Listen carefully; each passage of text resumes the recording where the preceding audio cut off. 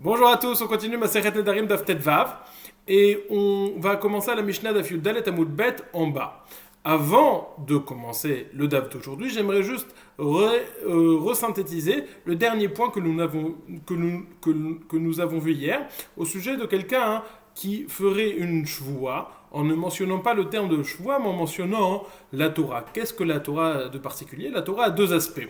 D'un côté, le Sefer Torah, il a du parchemin, et en cela, s'il jure quelqu'un en mentionnant le parchemin de la Torah, eh ben, ça n'a aucune valeur, ça ne prend pas l'effet d'une shvoua. D'un autre côté, dans le Sefer Torah, il y a écrit plusieurs fois le nom de Dieu, et donc lorsque quelqu'un mentionne la Torah, il peut faire référence au nom de Dieu qui est écrit à l'intérieur, et donc ça ferait de cela une bonne shvoua. La question, c'est lorsqu'une personne mentionne la Torah, est-ce qu'il fait référence au parchemin du Sefer Torah, ou est-ce qu'il fait référence au nom de Dieu qui sont mentionnés dans la Torah? Sur ça, pour avoir cette question, on avait fait la différence entre trois expressions, entre deux expressions qui étaient en réalité trois. Ou alors il a dit Anoder ba Torah, ba, dans la Torah, expression numéro 1. Expression numéro 2, Bema Shekatuvba, avec ce qui est écrit dedans.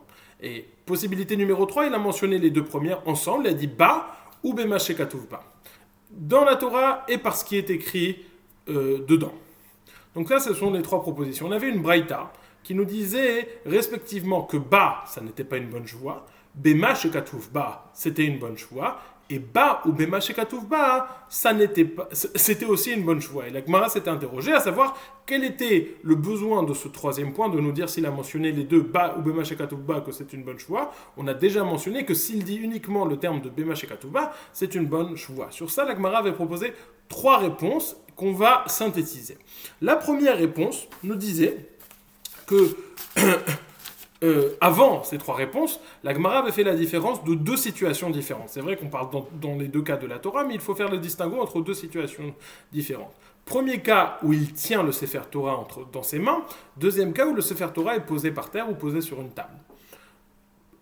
Quelle est la différence? Lorsqu'il tient le Sefer Torah dans ses mains, il pense plus à ce qui est écrit à l'intérieur que lorsqu'il est posé par terre, où il pense plus au Sefer Torah en tant qu'objet, en tant que sur le parchemin, et pas forcément ce qui est écrit à l'intérieur.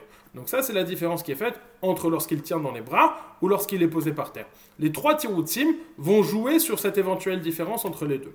Le premier tirout va nous dire pourquoi avons-nous besoin de ce troisième enseignement pour faire la différence entre lorsqu'il tient le Sefer Torah entre les mains et lorsque le Sefer Torah est posé par terre. S'il tient le Sefer Torah entre les mains, alors c'est les deux premiers cas qui parlent. Si le Sefer Torah est posé par terre, il faut absolument mentionner les deux pour qu'on comprenne que je fais référence non pas au parchemin, mais au nom de Dieu qui sont écrits à l'intérieur. Ça, c'est le premier tirouz pour nous dire attention, lorsque le Sefer Torah est posé par terre, il faut mentionner plus.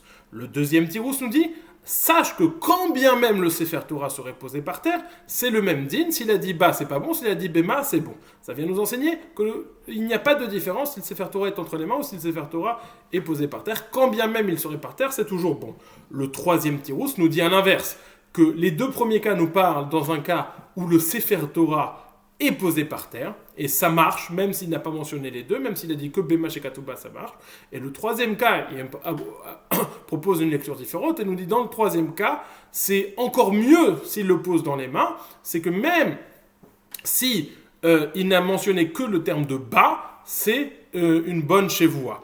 En résumé, le premier tirouz nous dit quand c'est posé par terre, c'est plus grave. Le deuxième tirouz nous dit posé par terre et lorsqu'il a dans les mains, c'est le même din. Le troisième tirouz nous dit lorsqu'il a dans les mains, c'est encore mieux. Ça, c'est le résumé. Les dinim, ce qui est commun à tous les tirouzim, c'est lorsqu'il a mentionné les deux noms en disant Ba ou Bema Shekatuvba, Torah, c'est tout bon. Et ce qui va varier entre les différents tirouzim, c'est Bema ou Ba. Chacun fera le calcul lui-même. On commence la nouvelle Mishnah Daf Yud Dalet Amud Bet. Konem she'ani yashen, she'ani medaber, she'ani mehaler. Quelqu'un qui dirait je fais un neder, konam, donc le kinouï qu'on connaît du neder, que je vais dormir, que je vais parler ou que je vais marcher. Ou un autre cas, Omer lishto konem she'ani meshamsher, un homme qui dirait à sa femme je jure que je ne vais pas je fais un éder de ne pas avoir de relation avec toi. Nous dit la Gemara, arezé belo yachel devaro. Un terme intéressant, puisqu'il n'y a pas écrit que c'est assou, il y a écrit arezé belo yachel devaro. La Gemara va essayer de comprendre à quoi cela fait-il référence. Arezé belo yachel devaro, lo yachel devaro, rappelons-le, c'est l'interdit qui a été dit au sujet des nedarim. Lorsqu'on transgresse un neder, on transgresse le commandement négatif de lo yachel devaro.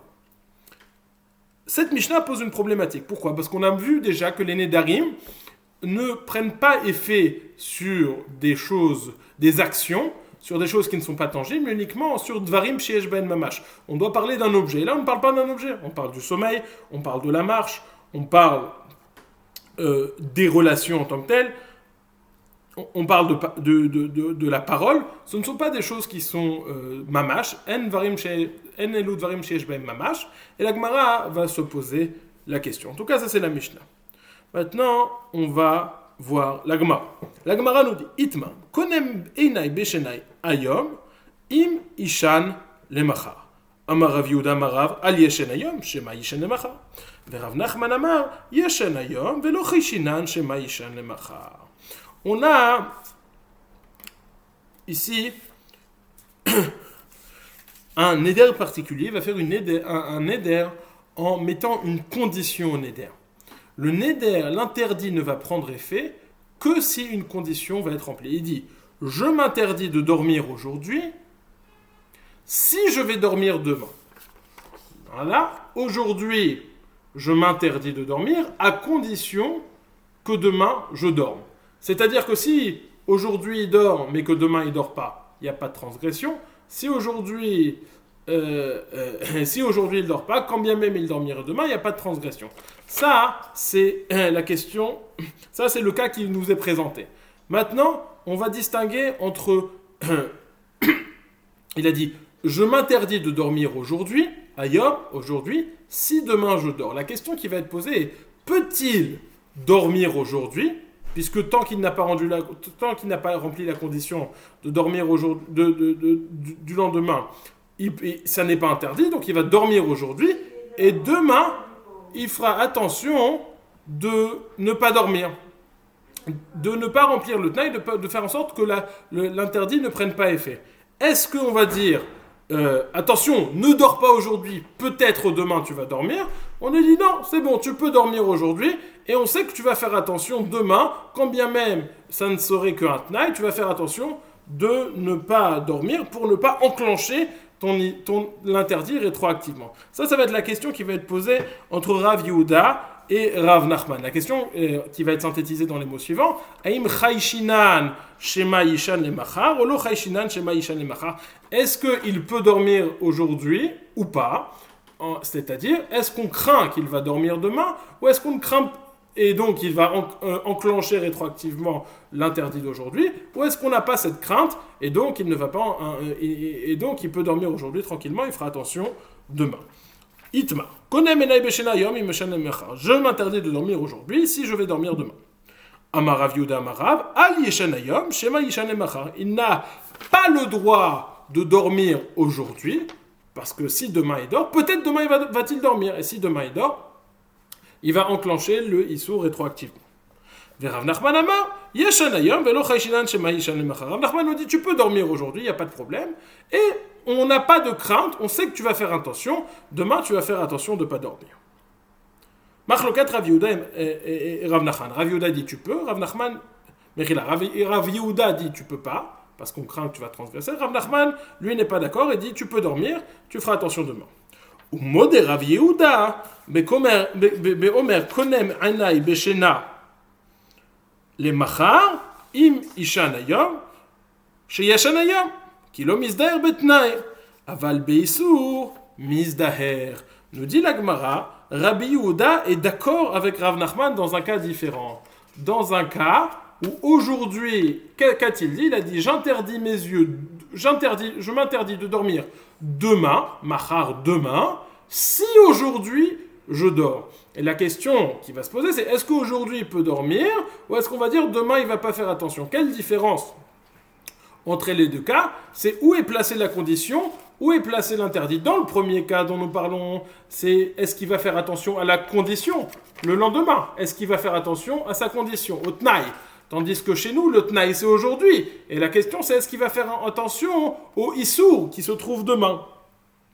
Rav Yehuda nous dit la Gemara nous dit que Rav Yehuda et Rav Nachman, tous deux sont d'accord dans ce cas-là, qu'aujourd'hui il peut dormir, puisque ça enclenche l'interdit même, le Issour, et on ne craint pas, et lors du Issour, il fait attention. Tout ce que Rav Yehuda n'est pas d'accord avec Rav Nachman, c'est uniquement lorsque c'est un Tnaï. Lorsque c'est un Tnaï, il dit les gens ne vont pas faire attention, donc il faut faire attention avant. Ça, c'est la machloket entre Rav Yehuda et Rav Nachman. Nous dit, on va donc essayer d'apporter des preuves, en l'occurrence, contre l'opinion de Rav Yehuda Amara. Tnan, nous avons enseigné dans notre Mishnah. Notre Mishnah, nous citons Konem shani yashen, shani maler, shani medaber vechule. Quelqu'un qui aurait dit, je fais un éder de ne pas manger, de ne pas dormir, de ne pas marcher, de ne pas marcher, de ne pas parler, etc. Demande la Gemara echidam. Il y met que des katané shani yashen mi avenidra vatnan chomer beshvuot shashvuot chalot le davar sheyesh bo mamash val davar shen bo mamash mashen ken benedarim veshena davar shen bo mamash. Il dit de quel cas parlons-ils? Si on dit comme c'est écrit, je fais un éder que sur le fait de ne pas dormir. On dit pourtant nous avons enseigné dans la Mishnah que le Nédarim ne prenne pas effet sur quelque chose qui n'est pas tangible, uniquement sur quelque chose qui est tangible. Et le sommeil, c'est pas quelque chose qui est tangible. Nous avons enseigné dans la Mishnah, les shvuot sont plus ramourot que les Nédarim, parce que les shvuot prennent effet que ce soit sur quelque chose de tangible ou que ce soit sur quelque chose qui ne soit pas tangible, ce qui n'est pas le cas des Nédarim qui ne prennent effet que sur davar sheyesh bo mamash. Vesheina davar she'en bo mamash, et le sommeil c'est quelque chose qui n'est pas tangible, ce n'est pas un objet. Nous dit la Gemara, konem enai beshena. Il n'a pas dit je fais un éder de ne pas dormir, il dit j'empêche mes yeux de dormir, et ses yeux c'est quelque chose qui est tangible, c'est un objet sur lequel le neder prend effet. Demande à Gemara. Ve'idelo yahiv shiur et mishafkinan le adavad isur bayachel. Ve'amar Rabbi Yochanan shvoa shelo yishan shlosha yamim al kinoto ve'yashen le altar. La Gemara s'étonne parce qu'elle dit il y a des nedarim ou des shvoa qu'il est impossible de réaliser. Dormir plus de 3 jours, par exemple, c'est impossible de réaliser. On va citer l'enseignement de Rabbi Yochanan, que quelqu'un qui ferait une choix de ne pas dormir plus de 3 jours, sa choix est nulle et non avenue parce que c'est choix les batala, mais par contre il va recevoir malkout parce qu'il a mentionné le nom de Dieu en vain. Là aussi, si il a dit, il s'est interdit certes par le biais d'un éder, mais ça ne fait pas de différence. S'il s'est interdit par le biais d'un éder le fait de dormir sans limite, alors c'est un éder qui est les vatala, qui est nul et non avenu, puisque c'est pas réalisable. Et donc on devrait le frapper tout de suite et annuler le vœu. Or, dans la Mishnah, le terme qui est utilisé, c'est arezé belo yachel devaro, sous-entendu, lorsqu'il va transgresser son éder, lorsqu'il va dormir, alors là, la transgression arrivera. Mais la Gemara dit non, la transgression n'arrive pas là-bas, elle arrive à partir du moment où il fait le néder, puisque ce néder n'est pas réalisable. Donc, de quel cas parle-t-on-nous? Nous avons un problème, on a résolu le premier problème, que c'est d'avoir chez Yesh Bomamash. Maintenant, on essaye de résoudre le deuxième problème, qui est quel est le chidouche, puisqu'il est obligé de donner un shiur. Alors il y a une proposition qui va être faite, alors peut-être qu'il dit konem enai beshena ayom, peut-être qu'il donne un shiur, il dit j'interdis mes yeux de dormir aujourd'hui. Mais ça, nous dit le Ran, c'est évident, il n'y a pas de chidouche de nous enseigner ça. Donc on cherche un chidouche. Étant donné qu'on cherche un chidouche, la Gemara va comprendre que le chidouche qui nous est enseigné, c'est un des deux cas qui est mentionné ici. C'est-à-dire qu'il a mentionné l'interdit, il a mentionné une condition à cet interdit. Et là, on va chercher petit à petit. Et la Deama, konem enai beshena lemacha imishan ayom. Il a dit, j'interdis mes yeux de dormir demain si je dors aujourd'hui. Et que comprend la Mishnah?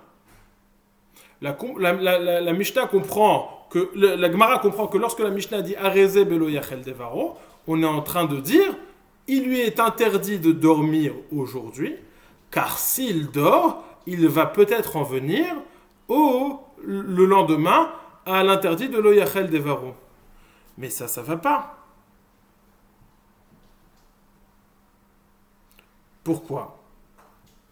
Parce que nous avons dit, selon tout le monde, selon Rabbi Yehuda et selon Rav Nachman, que dans ce type de configuration, tout le monde est d'accord, étant donné que le lendemain, c'est le Issour qui est en jeu, tout le monde fait attention. Et de fait que tout le monde fait attention le lendemain, il est permis de dormir le premier jour, d'accomplir le Tnaï pour enclencher le Issour, et demain on fera attention.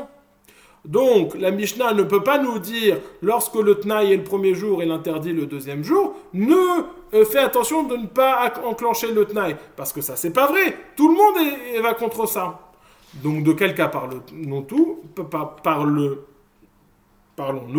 La Gemara comprend qu'on ne parle pas de ce cas, mais qu'on parle bien du deuxième cas, où le Issour est le premier jour, et le Tnaï est uniquement le deuxième jour. Juste dans les mots. Et la Damar konemenai beshena le machar et mishanayam. Ça, c'était la première réponse. Il a dit, j'interdis mes yeux demain si je dors aujourd'hui. Ha-amarta kol beisur et auquel cas, le digne de la Mishnah serait, ne dors pas aujourd'hui, car tu vas enclencher le neder demain. Il dit, ha-amarta kol beisur tout le monde est d'accord que demain il fera attention, et que de ce fait, il a le droit de dormir aujourd'hui. Donc le digne de la Mishnah ne peut pas être celui-ci. Et la pshita, je comprends, Damar konem enai beshena hayom, imishan emacha. Je m'interdis de dormir aujourd'hui, si demain je vais dormir. Si aujourd'hui c'est interdit pour moi de dormir, si demain je dors. Et la Gemara comprend qu'à ce stade-là, il me manque dans la compréhension de la Gemara pourquoi est-ce qu'il y a ce switch, mais la Gemara comprend que lorsqu'on dit arezé belo yachel devaro, on fait référence au Tnaï, qui nous dit ne remplis pas ce Tnaï, car si tu remplis ce Tnaï, tu vas enclencher rétroactivement l'interdit, et tu vas enclencher l'interdit de lo yachel devaro parce que hier tu as dormi. Ce qui sous-entend que hier il a dormi. Lorsque le Issour était le premier jour et le Tnaï le second jour, la Mishnah nous dirait arezé belo yachel devaro, ne dors pas le second jour car tu vas enclencher l'interdit du premier jour. Et la Gemara nous dit Ilonaïm ayom kinayim le machar bal yachel devaroika. Si aujourd'hui il n'a pas dormi, il peut dormir demain puisqu'il va rien enclencher du tout. Et là, et la lave bedenaïm alma itedenaïm betiufte de Rav Yehuda. De quel cas parlons-nous donc? Du cas où il a dormi le premier jour. Et dans ce cas-là, la Gemara nous dit, la Mishnah nous dit, attention, ne dors pas le second jour parce qu'il y a un problème de Bal Yachel Devaro. Qu'est-ce que je vois, dit la Gemara? Que le premier jour, lorsque le Issour est le premier jour, il y en a qui dorment et qui disent on fera attention le lendemain.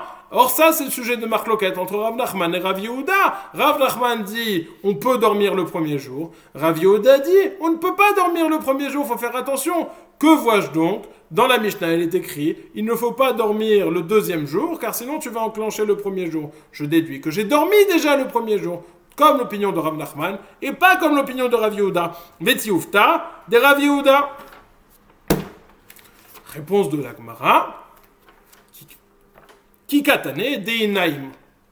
C'est vrai, normalement on pense comme Rav Yehuda qu'il est interdit de dormir le premier jour, mais quand bien même si malgré tout il a dormi, alors c'est interdit de transgresser le deuxième jour. La Mishnah nous dit, s'il a dormi le premier jour, fais attention de ne pas dormir le deuxième jour. Mais ça ne vient pas dire un klal que c'est pas permis les khatrila de dormir le premier jour lorsque c'est l'interdit.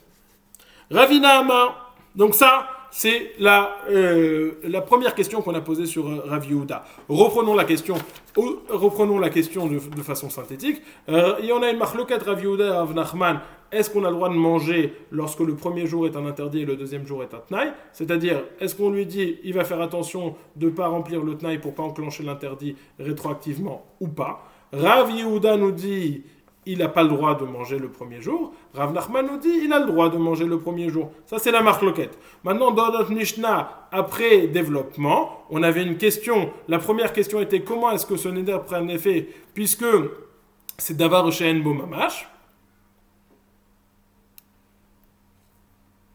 puisque c'est Davar Shen Bomamash, on avait dit Konem Enai Beshena, et on était arrivé à expliquer la Mishnah dans ce cas de figure. Étant donné qu'on a expliqué la Mishnah dans ce cas de figure, on comprenait que la Mishnah nous dit attention, ne dors pas le deuxième jour parce que tu vas enclencher l'interdit du premier jour. On déduit que la Mishnah nous parle dans un cas où il a dormi le premier jour. On peut donc déduire qu'il est permis de dormir le premier jour. Ça, c'était la question sur Rav Yehuda. Rav Yehuda a répondu non. Certes, il est interdit, mais dans un cas où il aurait quand même dormi, c'est interdit de dormir le deuxième jour. Ravina propose une autre solution à la question qu'on a présentée de la Mishnah, puisque toute cette Ukimta, tout le cas dont on a parlé dans la Mishnah, c'est parce qu'on avait une première question. Comment est-ce que ce neder prend? A priori, c'est d'avoir She'en Bomamash, c'est quelque chose qui n'est pas tangible. Répond Ravina. Le pshat de la Mishnah, c'est comme c'est écrit. Umay bal yachel midera banan. Tout ce qu'il est écrit que c'est un interdit de bal yachel devaro, c'est uniquement midera banan. C'est-à-dire que midera banan, un neder prendrait effet. Il y a un interdit midera banan d'un neder qui a été fait sur, quand bien même, qui a été fait sur quelque chose qui She'en Bomamash qui n'est pas tangible. Est-ce qu'il y a lieu d'enseigner le terme de Bal Yachel Devaro, qui est un pasuk de la Torah, sur un interdit uniquement des Rabbanan? La réponse de la Gemara, on a déjà trouvé un cas comme ça.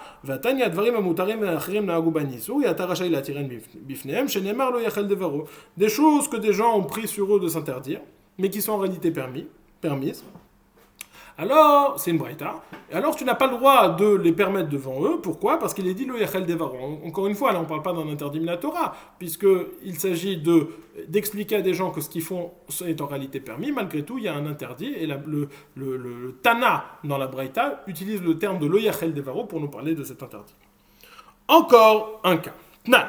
Sheat nehenet li ad Pesach im telchi le betavi chadachal. Al khalifna Pesach asura be'anato ad Pesach. Hal khalifna Pesach asura. Lo al khalo. Un homme qui dirait à sa femme, je t'interdis de profiter de moi jusqu'à Pesach si tu vas chez tes parents jusqu'à Chag. Chag, c'est Sukkot. Donc, encore une fois, le Issour, il est de profiter de moi si tu vas chez tes parents jusqu'à Sukkot. Alors, la question est, est-ce qu'il a le droit de profiter? Est-ce que sa femme a le droit de profiter de son mari,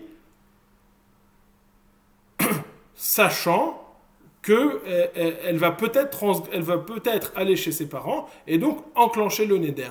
On nous dit non, si elle profite de son mari, alors elle fera attention de ne pas aller chez ses parents pour ne pas enclencher le neder. Encore une fois, la question entre Rav Nachman et Rav Yehuda. Est-ce que je peux transgresser, entre guillemets, le Issour alors qu'il n'est pas encore interdit? Et je vais dire, je vais faire attention sur le Tnaï, ou dit non, ne transgresse pas le Issour, qui n'en est pas un encore, évidemment. Je ne transgresse pas le Issour, parce que peut-être tu vas flancher sur le Tnaï.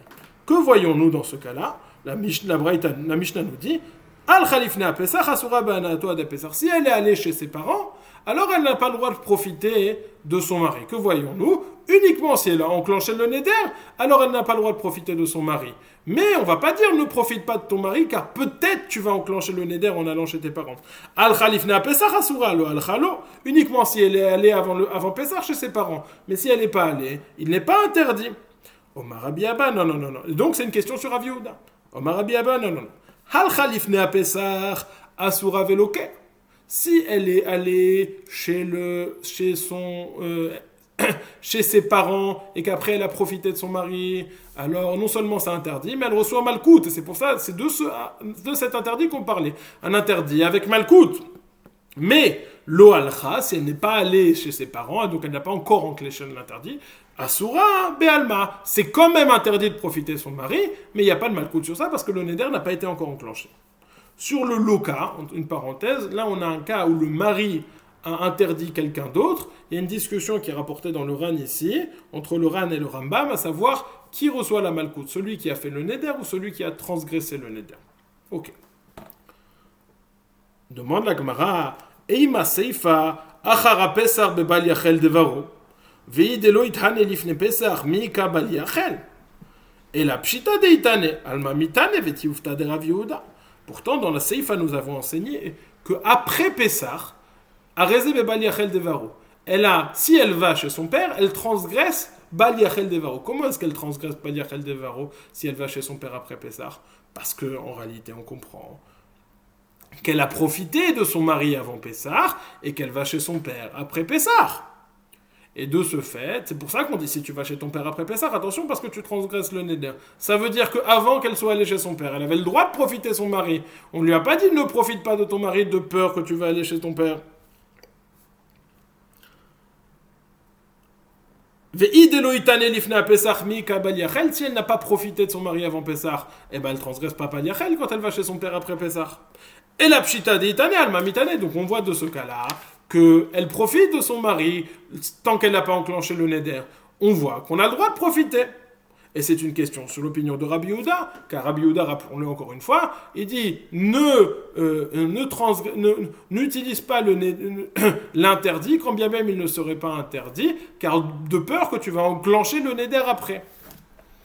Le dit l'Agmara, qui katane de itane a rezé bebal yachel devoro. Non, c'est vrai que les khatrila, il faut pas profiter, c'est interdit de profiter de son mari, même avant d'avoir enclenché le neder.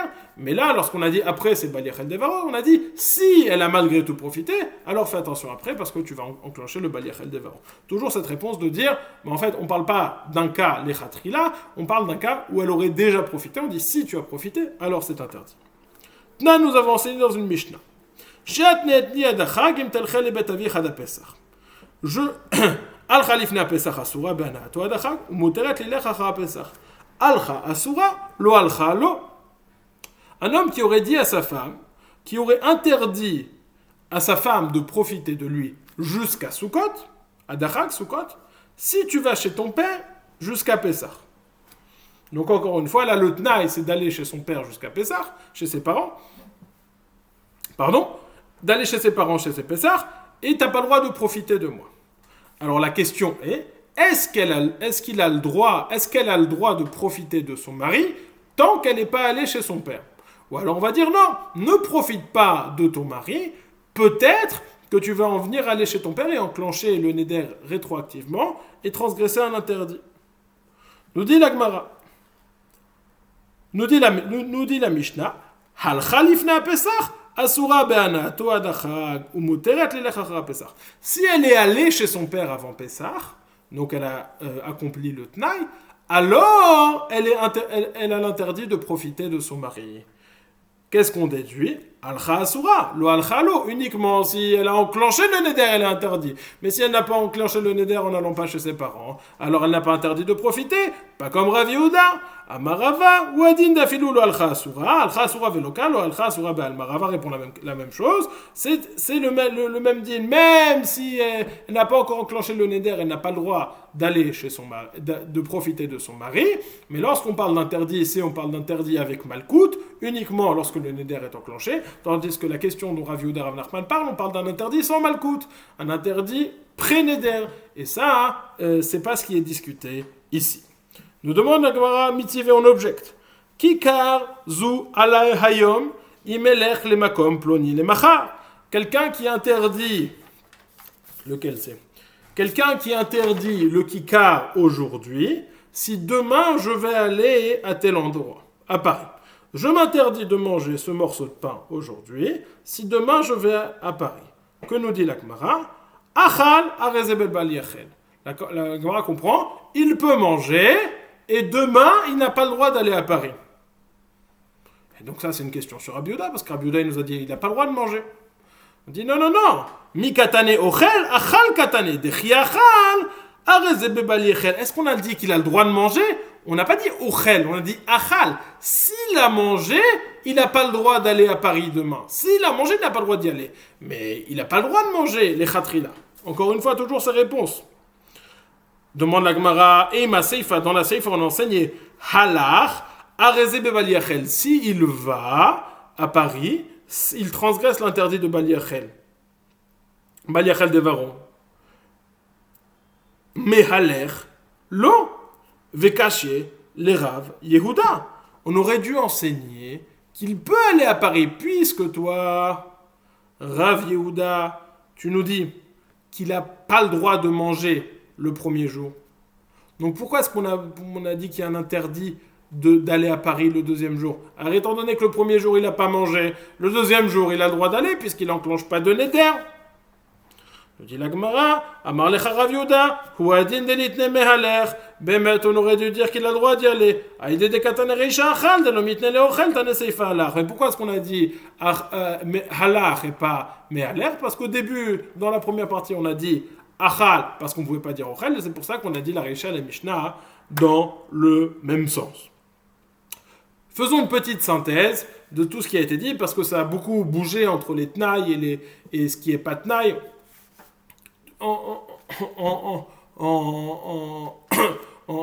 Entre les souris et les tnaïs, à quoi fait-on attention, à quoi ne faisons pas attention.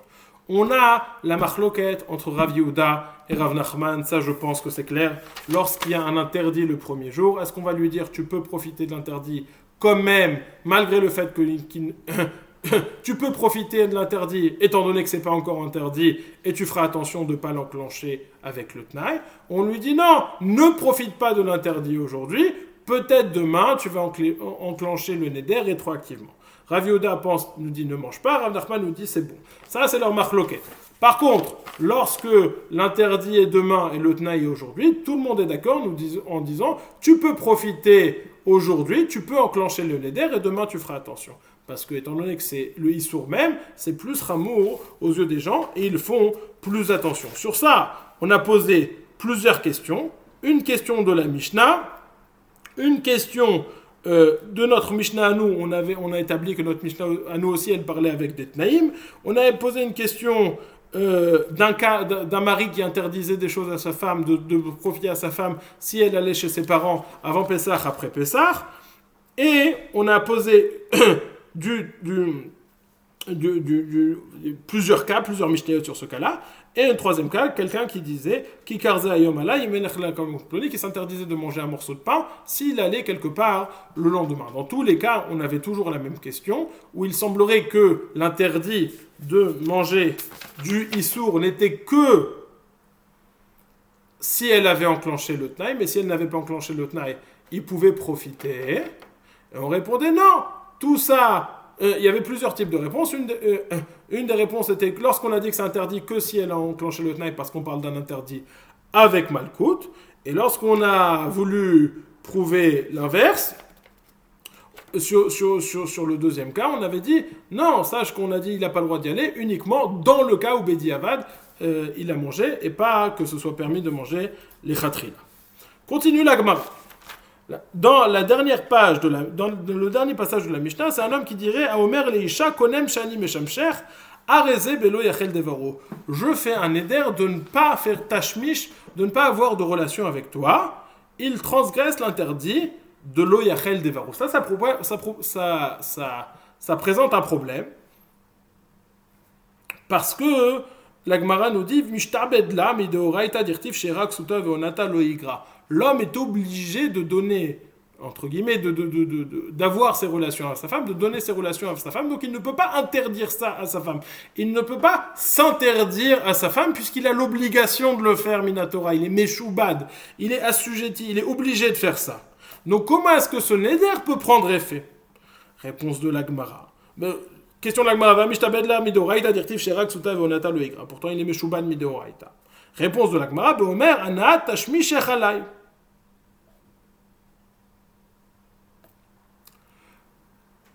Il ne s'interdit pas.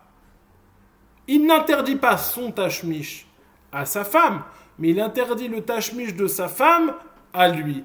Étant donné qu'il passe sur le côté, ça, l'obligation qu'il a, c'est de donner son tashmish à sa femme.